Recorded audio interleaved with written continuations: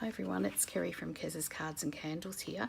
Just wanted to share a little project with you today that showcases our statement of the heart sentiment, which is just, it's beautiful both on the back of cards or displayed like this on your class table, or just to have in front of you when you're crafting to be inspired. It's just beautiful. This frame's quite simple to make. I'll show you the basics of it. I'm not going to decorate it or anything or do the sentiment. That will be up to you. I'll leave you to choose how you would like the centre of that. And I just put some ribbon on the back to hold the frame so that it stands up really beautifully and it won't fall over. So we'll get with our measurements. I hope you can read all those properly on here. So we need first of all a piece of DSP. I've already started scoring, but I'll finish it off for you. That measures 10 by 10 inches at 25.5 centimetres by 25.5 centimetres. We need a piece of DSP, and that's only in case you choose. This will be the inside of our little frame, so that when we fold our edges over, this will be the outside. And if you want to have something different in the middle, then that's what you would push in the middle. So that measures 6 by 6 or 15.3 centimetres by 15.3 centimetres. And the back stand is a piece of DSP at 2.5 inches by 5.5 inches, which is 6.4 centimetres by 12.7 centimetres, and a piece of DSP to reflect the front part of our frame, which is 2 inches by 5 inches, 5.1 centimetres by 11.4 centimetres. You also need some tear and tape. You'll need some snail, some paper snips, and bone folder. So we'll get to, and I'll finish off the scoring for you. Move these out of the way first. Bring in our scoreboard. Okay, so we're going to measure, we're going to score all four sides at 1/2 inch. So we turn to the right side of our paper. We're scoring at 1/2 inch, 1 inch, 1.5 inches, and 2 inches, and that's on all four sides. I've done 2, so half. Oh, my little scoreboard is jumping all over the place. Half, 1 inch, 1.5, and 2. There's going to be a bit of extra scoring at the end as well, and that will won't be clear until we start doing our cutting as to what that's for. 1.5 and 2. Okay, so now the extra scoring is that from our last score line that we just made, we're going to go in 1/2 inch, and we're only going to score down to that second score line. So hopefully you can see that okay, that second score line. Same on the other end, coming in 1/2 inch and only score down to the second score line. Okay, turn to the opposite side of your paper. Do the same thing, come in 1/2 inch and down to the second score line. Same at the other end, in 1/2 inch and down to the second score line.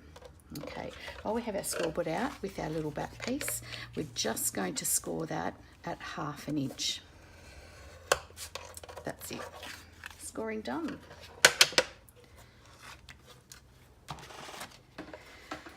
Okay, so now we need to do some snipping, and this is where you've just got to be a little bit careful because it's a little bit different to what we would normally do. So from where we scored our 1/2 score line, we're going to snip down to the second score line. Whoops, flying away. Then we're going to cut on the diagonal across to the last score line that we made, then down to the last score line, and we're going to take that piece out.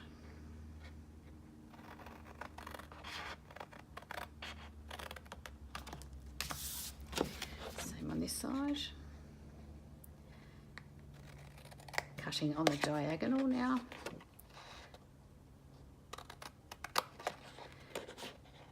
Down to the last score line and take that piece out.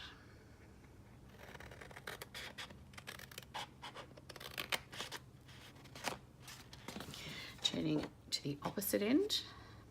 the opposite side I mean, down, diagonal, down to the last score line, and take that piece out.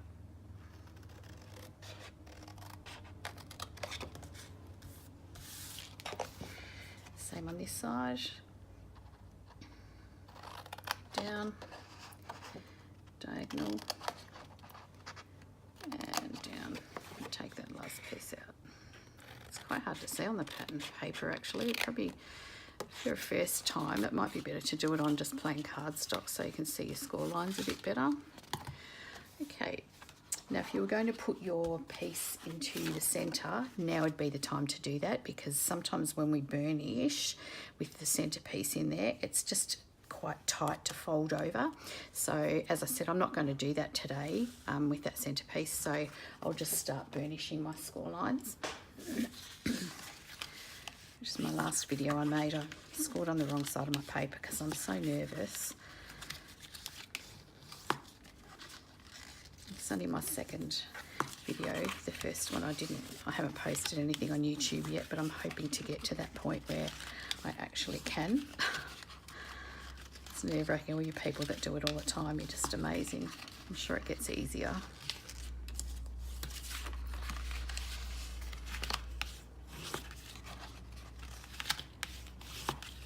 I actually deleted my last video because I was so embarrassed by it, although I did get some really lovely positive feedback with it. I'm hoping you can all see properly because I don't have my iPad set up on my stand yet. I've got that gorgeous Archon stand. Just makes everything so easy to do. Doesn't get in the way. All right, so now we need to turn our paper over,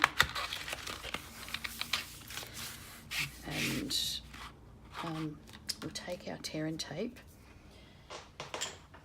and with our tear and tape, the first edge we're going to put it onto is, when you place this down, it needs to be close to the score line. So we'll put on this first one, not on the straight edge here, the cut edge. We want it on close to the score line, not on the score line, if you get what I know it's hard to see, but hopefully you get my drift. Not on the edge, just close to the score line.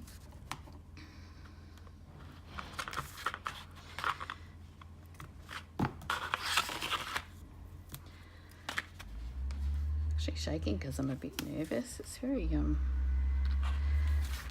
nerve-wracking. Hopefully it's all clear enough for you to understand.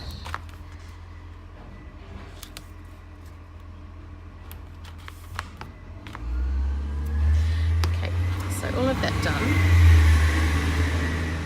That was my rubbish truck just going past. My craft area is actually in my garage, so I'm sorry about that. So on this diagonal corner, that's where we're going to place our tear and tape. We don't want to go too far over the score lines. It can go over a bit, but not too far.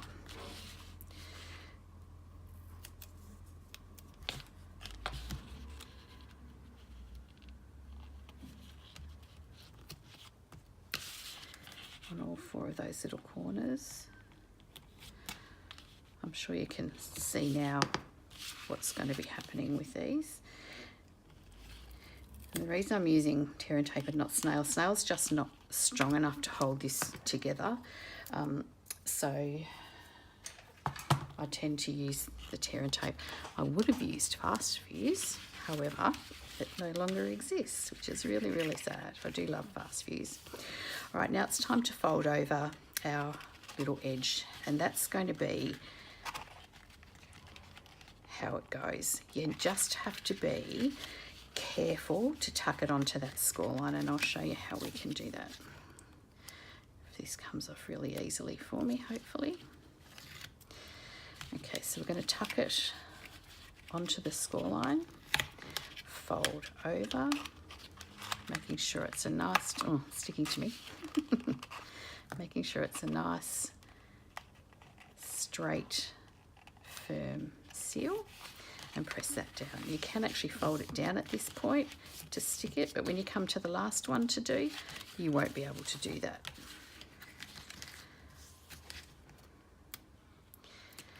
This piece off.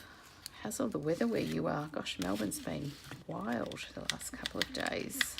Absolutely terrible. The whole weekend indoors, which is lovely to do some crafting. Okay, so press it down nicely. Pop it up again, make sure it's nice and straight.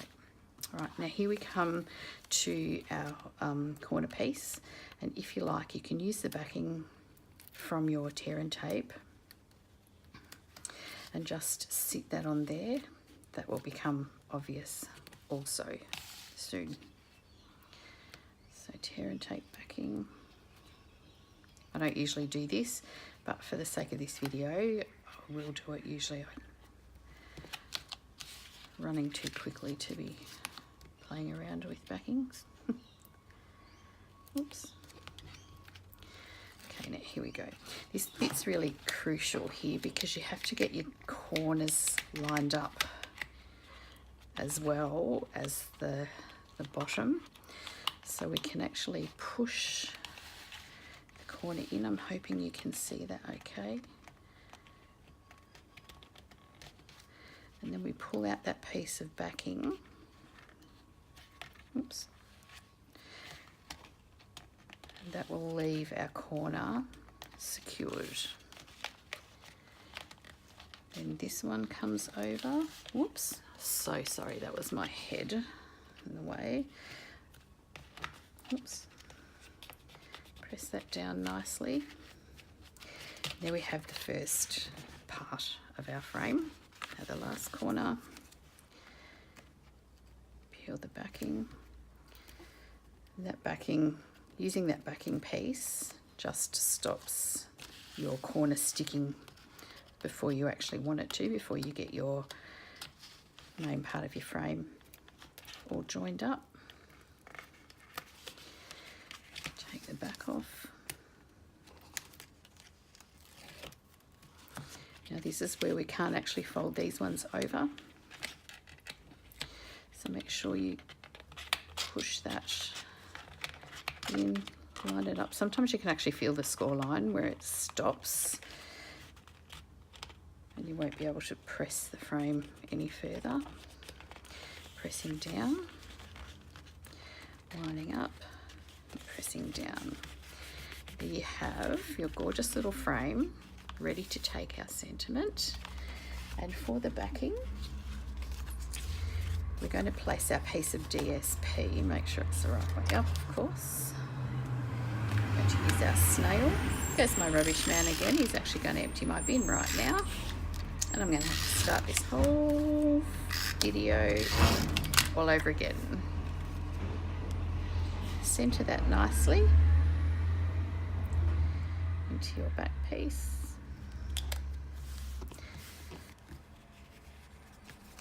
Piece of tear and tape across the top.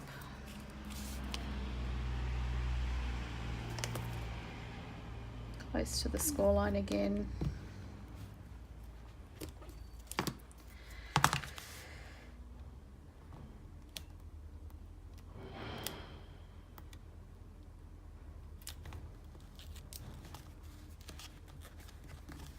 Oops. Choosing which way up you would like your piece to go. We're going to center that score line to score line.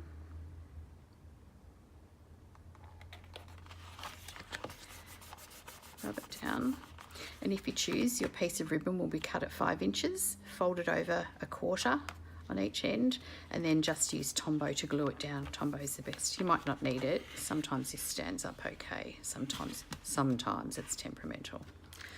Okay, so that's our little frame, and I hope that was clear enough for you. And enjoy making that. It's a great little gift, and coming up soon I'll show you how to make an actual card from that.